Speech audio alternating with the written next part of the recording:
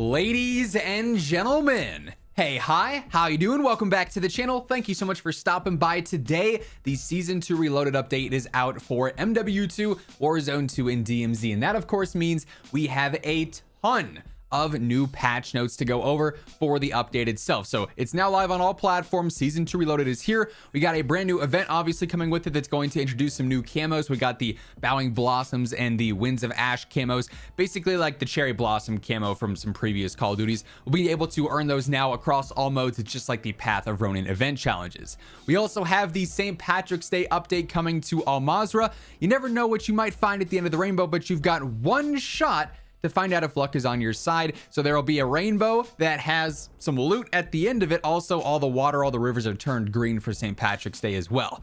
The new raid episode is out as of today as well. The Adam Grad episode 2 is out now, so we can go through that. It's like progressing the overall storyline for MW2 and basically like, you know, extending the campaign, if you will.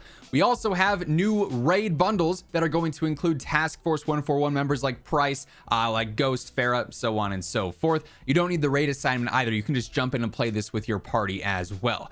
A new weapon, of course, the Tempest Torrent Marksman Rifle. We're going to be covering this probably later on today, so stay tuned. We'll be breaking down the best class setup for multiplayer and Warzone here in just a couple of hours time. Getting right into the weapon balances, Infinity Ward and Raven and a handful of the other devs that I was able to sit in on a call with earlier this week said that there was a ton of weapon changes happening with this patch. So the STB 556 added minimum damage against armor, limits bullets to kill at the furthest range, so that'll be a different damage property there essentially. The RAL actually caught some pretty strong nerfs here. They reduced the far range damage. Unfortunately, again, there's no specifics on stuff here, which I won't lie is a bummer, but regardless, reduce the far range damage, small increase to the close range damage, which is kind of interesting, reduce the headshot damage, reduce the upper torso damage, and increase the recoil. So the RAL being the king of TTK might not be the case after this update. We'll have to go through and review all the stats once we have the actual fine details there. On the RPK, they reduced the walking speed and the muzzle velocity, so that'll be less effective over range now. And on the Sakin, they reduced the damage range, so that won't be quite as effective either. On the Marksman Rifles for the crossbow, they increased the time period to trigger double kills for challenges. For SMGs on the MX9, they increased the mid damage range, so that actually could be a pretty interesting buff there in terms of it being viable as like sniper support. It's already super easy to use.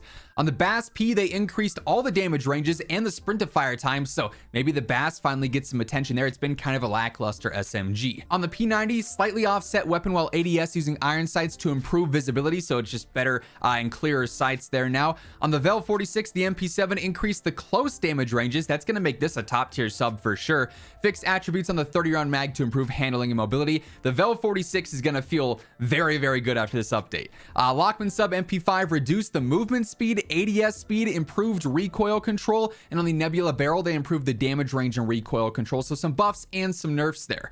For shotguns, on the KV broadside, they reduced the lower torso damage, the 12 gauge ammo, they reduced the ranges, and they also reduced the close range damage. Then for Dragon's Breath, reduced damage ranges, reduced close range damage, global reduction to 12 gauge damage, Dragon's Breath rounds rather, maximum residual damage. So big nerfs to the actual KV broadside's damage itself, and then also for some ammo types there. Then on the Bryson 800 and 890, they increased the headshot damage on all slugs and added minimum damage against armor just for Warzone balancing. For general attachments here, there's a lot of changes. So global flinch, reduce the recenter speed for flinch, minor increase to flinch on rifles, SMGs, LMGs, and shotguns. So that'll be a bit more noticeable now moving on into Season 2 Reloaded. For ammunition in general, hollow point rounds, they removed the bullet velocity penalty. That's kind of interesting. Frangible changed healing delay timer to set from last bullet's impact and removed the damage range penalty. Overpressured removed recoil penalty and increased flinch imparted on players. 12 gauge Dragon's Breath reduced residual damage while burning, and on 12 gauge slugs and HE slugs added minimum damage against armor. So some of these ammo types might now be a bit more useful in comparison to like high velocity, which really is just the king of ammo types as of right now. On underbarrel launchers, they removed the movement penalty that they offer, added recoil control bonus to underbarrel grenade and shotgun launchers, added one extra ammunition stock to them as well. For stocks in general, they reduced flinch received on no stock modifications. For buy bipod grips, they reduce the ADS penalty, so they won't be as slow, and they're going to offer a ton of recoil control. And then on the core BB2 bipod grip in specific, they fixed a bug in stat reporting, added hip control, reduced the hip walking speed and the ADS penalty, and added the grip to compatible LMGs and marksman rifles. Underbarrel grips, they reduced the ADS penalty on all of them, so that's solid. Reduced the movement speed penalty for all vertical grips, so underbarrels now are going to be more aggressive. Muzzle attachments breachers greatly reduced the ADS penalty and added hip movement speed buff. That's not too huge. And flash hiders reduced ADS penalty. Neither of those are like super common muzzles in general. It's mostly the compensators and the suppressors, as we know. For optics, they reduced the ADS penalty on holographics, removed movement penalties on the holos as well, reduced the ADS and movement penalties on all thermal, hybrid, and variable zoom optics, reduced ADS penalty on shotgun scopes. Most of the meta, meta I should say, because it's largely preference, but most of the meta optics that we've been recommending, things like some of the dot sights, the MW4, VOK, Schlager, those aren't going to see any major changes there. The comb attachments fixed the handling stat UI on the Schlager, on the ammo sleeve, on the PDA40, on the wingman, and then also on the ELT pouch. Just a handful of specific ones there. We then move on into bug fixes and other general gameplay updates. Quick reminders, we're going through all this. Around 52% of viewers watching are not already subscribed, so if that's you and you want to stay up to date with everything going on in COD, feel free to hit that subscribe button. Join us on the road to 1 million subs. And if you guys enjoyed the video, let me know by dropping a like on it as well. Would be really appreciated, as it does really help grow the channel. For some bug fixes here, fixed an issue where equipping some attachments on the broadside would cause players to not be able to infill in DMZ, fixed the Heartbreaker crossbow blueprint reticle and kill cams, and then also an issue that prevented crossbow bolts from penetrating water. For equipment, on the frag, on the claymore, on the semtex, the damage against armor has been increased, so those will be a bit more lethal now. For audio, submix fixes that were affecting enemy footstep volume has been updated. Equalized sand footsteps to better cut through the mix and be more audible, basically. Fixed an issue that caused war tracks to randomly stop playing, and then also fixed an issue preventing war tracks of a patrol boat from being heard while in other patrol boat turrets. For UI and UX, update requires restart. If the title requires a restart due to an update, it'll restart automatically, so maybe no update requires restart screen. New menus for weapon and camo challenges. Added a store tab for players to see all available bundles for a specific weapon, just like back in Warzone 1. New party queuing, you can jump in and join a party while someone is actually active in a match, so that's kind of cool. You can just be ready for the next game essentially there. For bug fixes, global, this update contains several fixes to reduce the number of known crashes. Fixed an issue where players were hearing incorrect team faction voiceovers, an issue where players' squad number would appear inside of a ping for a vehicle, an issue where the last stand revive was not interrupted when a player was hit with a shock stick. Flash and stun grenade blasts will no longer kill players at low health, so those won't deal damage. Fixed a handful of issues that would cause the target marking feature of the spotter scope to persist when not ADSing. Throwing knives can now kill recon drones and bomb drones. Keep in mind those aren't in the game right now though. Fixed an issue with the Gus operator sometimes appearing without a character model. For streaks, fixed an issue where the player would lose a place sentry gun sometimes. The player's field of view will now reset properly when transitioning to a new round if they were in a cruise missile sequence when that happens. Killstreak command actions from the Wheelson and VTOL are now disabled in Last Stand. Fixed an issue that prevented players from marking a mortar strike and precision strike through fences. Fixed an issue causing care packages to time out if a player was using it at times.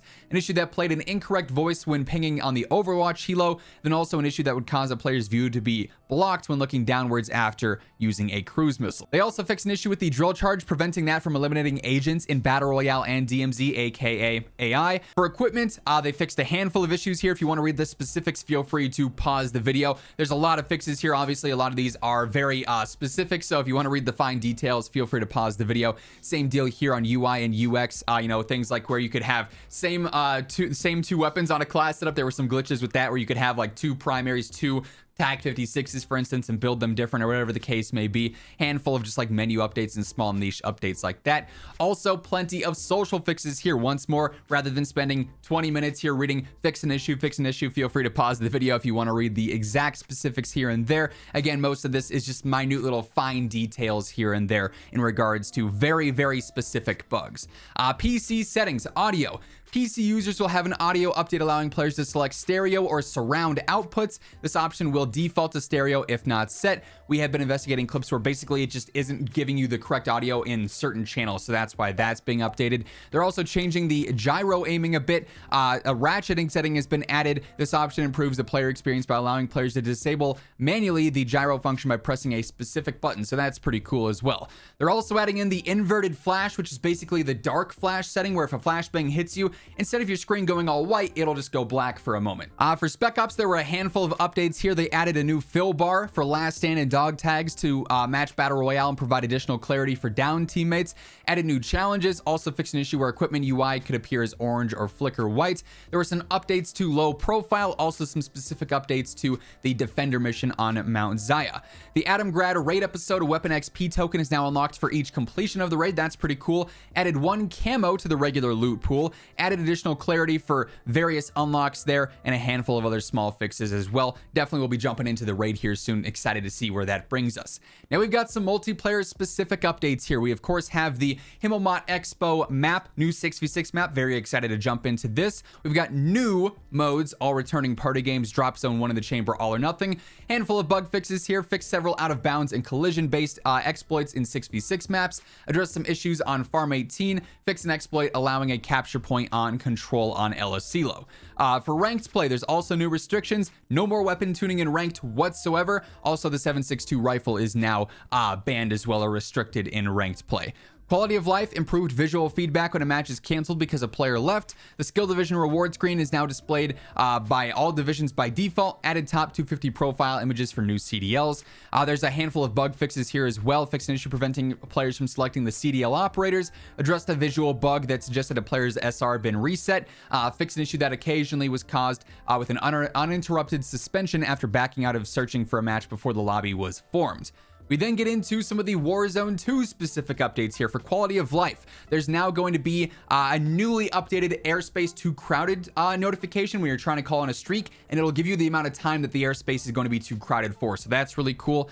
Improved the airstrike danger notification with clusters and precisions. Improved the directional tracing to prevent it from targeting someone behind something potentially. Players will now be notified they are too close to the affected zone, if you will.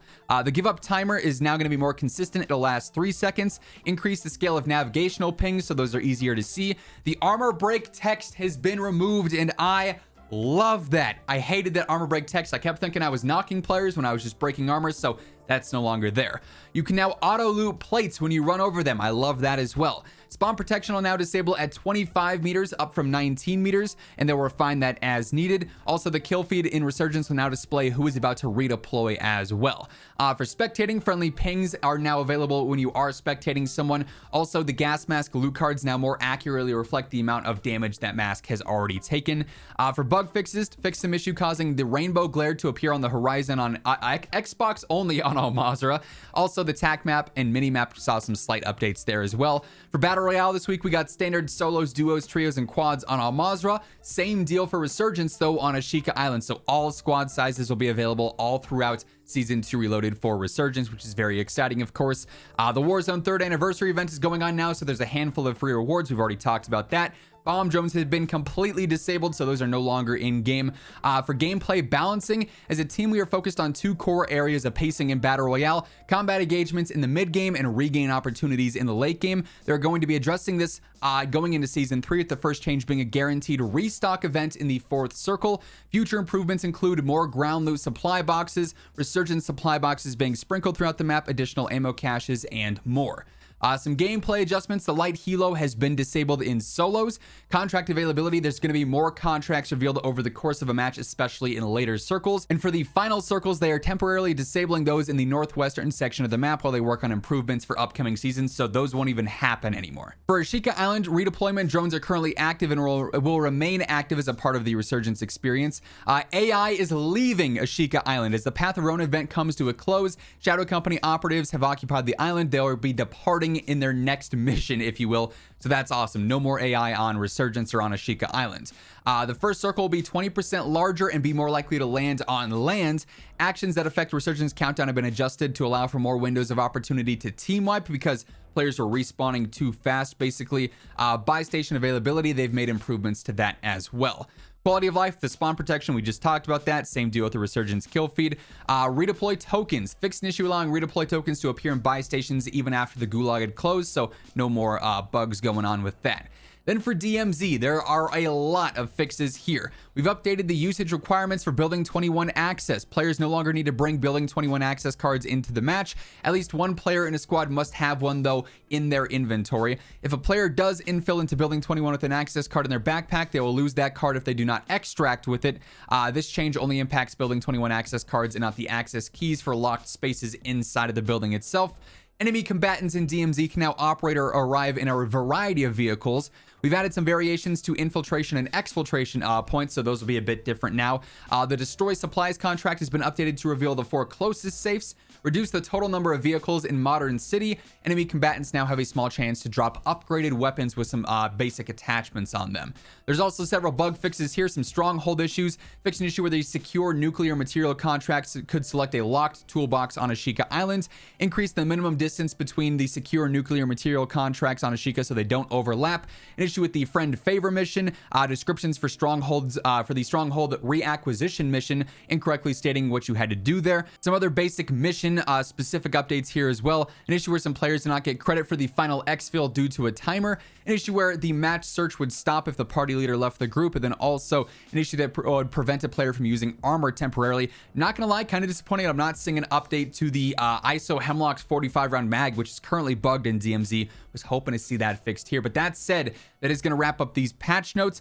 A lot of bug fixes for sure, not as content heavy, if you will, as the start of season 2, but regardless, lots to dive into with this update. In particular, a lot of weapon changes across the board. We'll be breaking that stuff down in the coming days, so stay tuned for that. But once again, thank you guys so much for tuning into the video. If you guys enjoyed, let me know by dropping a like on it, and if you're new here, feel free to hit that subscribe button and turn on those post notifications. But until next time, take it easy, have an awesome rest of your day, and I will catch you guys later. Peace out.